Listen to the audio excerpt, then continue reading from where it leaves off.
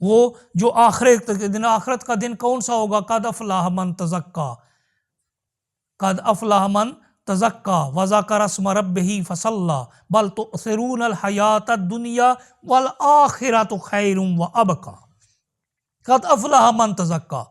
تو یہ جو تمہاری ظاہری زندگی ہے جس نے اس میں تزکیہ کر لیا، اپنے آپ کو پاک کر لیا، وذکر اسم ربہ فصلی، اور اس نے اپنے رب کے نام لیا، اپنے رب کا نام کا ذکر کیا، فصلی، اور نماز ادا کی، جس نے رب کا تذکرہ کیا، اس کے نام کی مالا جپی، جس نے اس کے نام کی تسبیح کہی، جس نام کی تسبیح کرو گے رب کائنات کی وہی صفت ظاہر ہوگی۔ اگر آپ اس میں جلالت ظاہر کرو گے تو تجلی ظاہر ہوگی، اگر رحمان کی صفت کا اظہار کرو گے تمہارے جسم پر، تمہاری روح پر اس کی صفت رحمانی غالب آ جائے گی۔ جس نام کا ورد کرو گے، جس نام کا وظیفہ کرو گے، وہی صفت آپ کی ذات کے اندر بھی رب کائنات اس کا اظہار فرما دے گا۔ آپ کون سے حضور ضیاء الامت رحمۃ اللہ علیہ سے پوچھا گیا کہ مختلف وظائف کرنے چاہیے، آپ ایک ہی یا کریموں کا کیوں ورد بتاتے ہیں؟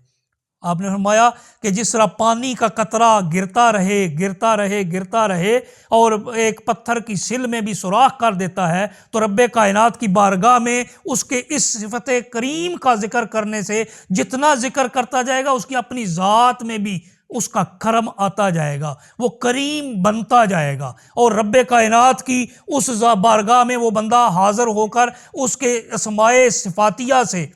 اپنے لیے بھی حصہ وافر حاصل کرے گا۔ حضرات گرامی قدر، رب کائنات نے فرمایا بل تؤثرون الحیات الدنیا، تمہاری حالت کیا ہے؟ تم دنیا کی زندگی کو ترجیح دیتے ہو، تم دنیا والی زندگی کو ترجیح دیتے ہو، لیکن والآخرۃ خیر وابقی، آخرت کون سی ہے؟ آخرت بہترین بھی ہے، بلائی والی بھی ہے، اور ہمیشہ رہنے والی بھی ہے۔ تو یوم آخرت کا ایمان ہمیں اس آیا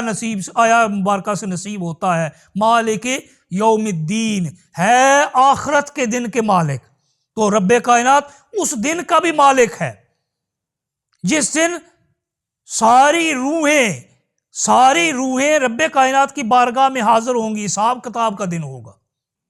اٹھایا جائے گا سب کو، اور سب کو روح مال جسم کس طرح کا ہوگا یہ تو رب کائنات بہتر جانتا ہے، لیکن روح تو موجود ہوگی، روح اس کے اندر ڈالی جائے گی، دوبارہ اٹھایا جائے گا، رب کی بارگاہ میں حاضر ہوں گے، اور سب کے اعمال دیکھے جائیں گے، وہ کیسے اعمال ہیں اور کس طرح کے اعمال ہیں۔ اس دن کا مالک وہ رب کائنات ہے،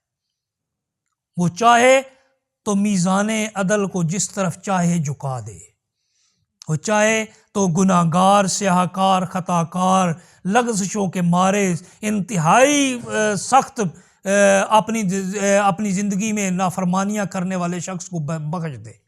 کیونکہ وہ مالک یوم الدین ہے، وہ مالک